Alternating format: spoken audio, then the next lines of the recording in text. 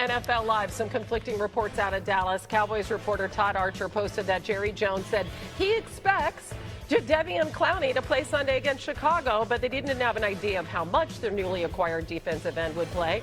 And then Archer posted that Cowboys head coach Brian Schottenheimer said it's still up in the air as to whether Clowney will play against Chicago. So speaking of, equivocating, I don't know. We may or we may not have Jadeveon Clowney this weekend. Who knows, right? It's the Cowboys.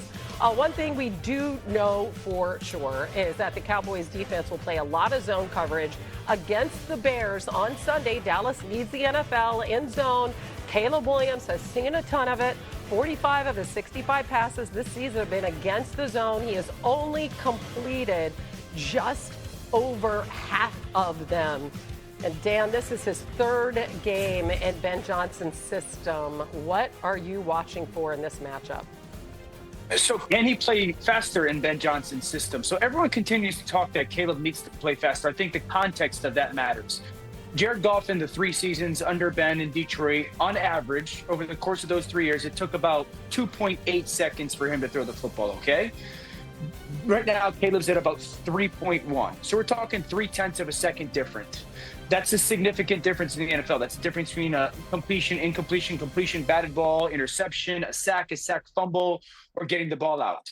What I also need everyone to understand is this, this offense asks their quarterback to hold it a little bit longer than others. We can't expect Caleb to get the ball out in 2.3, 2.4 seconds on average. That's the Patrick offense. That's the Joe Burrow offense, the Tua offense. So in the context of this offense, something that everybody can look at for improvement, not only this week, but moving forward, is Caleb playing in this offense faster or close to as fast when it comes to getting rid of the football as Jared Goff did? If that's starting to trend in a good direction, that shows improvement for me. But I think the context of this offense and the play action element of it and asking the quarterback to hold it longer than others, that has to be a part of the conversation. Dan, I wanted to obviously talk about this game, but I got a question for you because I think it's super interesting what you brought up with Caleb. Okay, do you feel like he's taking those chances and opportunities that I've heard you talk about so much the really good quarterbacks take, or is that why it may be 3.1 seconds?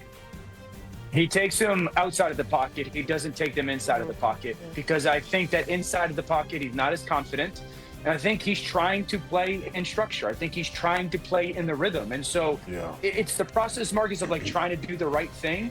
And I would tell you sometimes I want Caleb to treat the check down like the outlet. It's the only thing left. And sometimes he gets the ball to the check down the back because they're open. I want you to exhaust your progression. Exhaust it. Nothing else is there. Find your outlet. Well, he takes those chances when he's comfortable. Obviously, he's not the only guy on the team, and we have some news about some of his teammates from Courtney Cronin. This is new on NFL Live. The Bears will have several defensive players out Sunday, including Jalen Johnson, Kyler Gordon, I know, TJ Edwards. Also, running back DeAndre Swift is questionable. Goodness gracious. Mina. That could go for 500. Mina, this is a Bears defense that gave up 52 points to the Lions last week. Goodness. When you hear this, what are your expectations? Ain't no sense in talking about it. What? Ain't no sense in talking about it. Mina, what you had for dinner today? What you had for dinner today, Mina? What you gonna eat for dinner today? Sorry, Lenny actually disconnected my cord. I'm back. Okay. It's a rhetorical question. Really what happened. He jumped in. But, give us something anyway, Mina.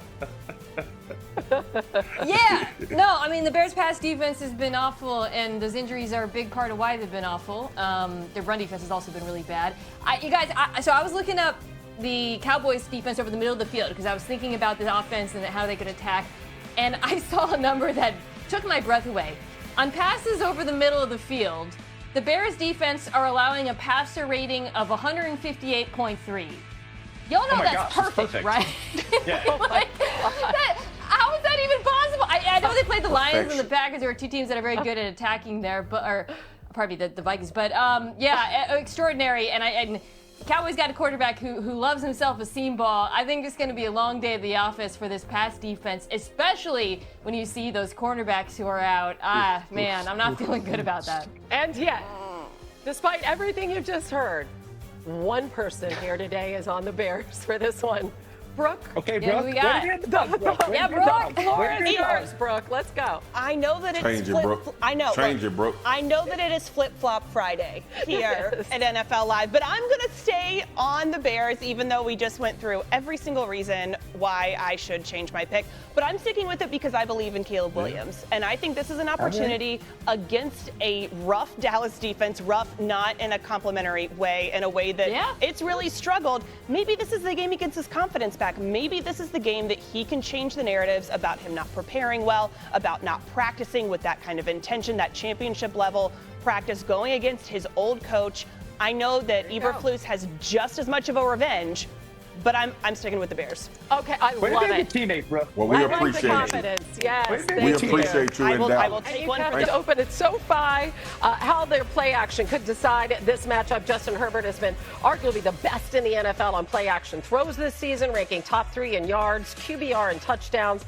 That Broncos defense has yet to allow a touchdown on play action. You know, it's a really interesting week because we have these 2-0 Chargers, a real opportunity. They have 3 straight division games to start the season, Mina. How do you expect them to game plan for that defense? Yeah, you go to attack the Broncos man coverage, which they play a lot of. A couple things that come to mind. You really saw the Colts go after the Broncos linebackers in particular and safeties. I also think, though, this is a real opportunity for Ladd McConkey, who was 4th league-wide last year in yards per route run against man coverage. Greg Roman is so good at using condensed formations and bunches to create traffic for him over the middle of the field, and then McConkey's shiftiness and breakaway speed does the rest. The Denver Broncos defense is very good, but they're a little bit predictable, and if you can have a game plan for how to attack it the way Indianapolis did, this Chargers defense can flourish. Yeah, Mina, I think it's funny you mentioned been predictable because Justin Herbert's been predictable, but predictably good, predictably in a good way here. I think he has been unflappable for the first 2 games. And the thing that I think about the most when I watch him play, 72% completion at this point, no turnovers. I think about a conversation I had with a league exec a couple years ago where I said, look, if you're starting an NFL team from scratch, what quarterback are you taking? And he said Justin Herbert. And at this point, Patrick Mahomes had won some Super Bowls, and he still went with Herbert. And the way he has played through the first 2 games is why he has been great under pressure. I think this is a bad matchup for Denver. I'm excited to see him take this show back home to SoFi.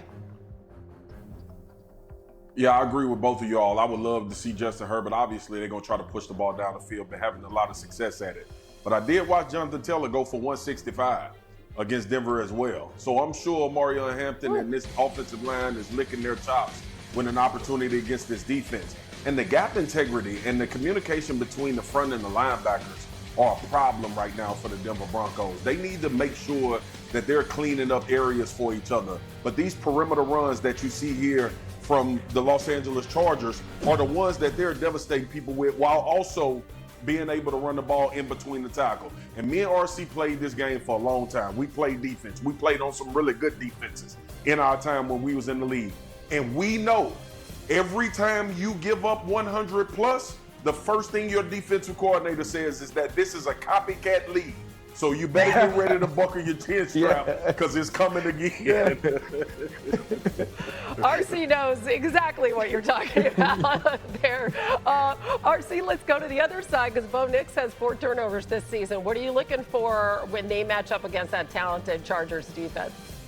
Yeah, like that's the one thing, right? We talk about Justin Herbert so much. The Los Angeles Chargers didn't just light up the scoreboard at Allegiant Stadium. This defense came up with 3 turnovers of Geno Smith by way of interception. And right now, when you look at these 2 teams, I'd take the Chargers defense over the Denver Broncos. We watched Bo Nix play a better game against Indianapolis than we saw week 1 against Tennessee. But a part of what happened against Tennessee was the pressure. How does the Chargers defense create create pressure. And what's going to be the answer to that? When you saw Sean Payton call that game against the Colts, it was about half rolls. It was about boots, getting the football out of his hands quickly. And there were also a lot of RPO games that gave Bo Nix the option of giving the ball or getting it out of his hands quickly. I look forward to seeing this chess match between Sean Payton and Jesse Minter, who is a rising star in this league, because that talented Chargers defense is a big reason why Justin Herbert can also have so much success, because they are very difficult to score on. Again, already early, but an important division game. As we check out our picks for this one, we are all, I know, there it is. I know. Wow. It's the dreaded gong. I know, Mina. It's awful. But you know what? It's not that bad. We are actually 5-3 so far this season when we all pick the same Hannah, it can't side. be awful and not that bad. No, it can't be both.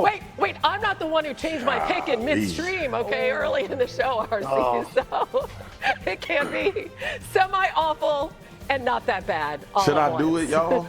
The glass is half full and half empty. Let's go.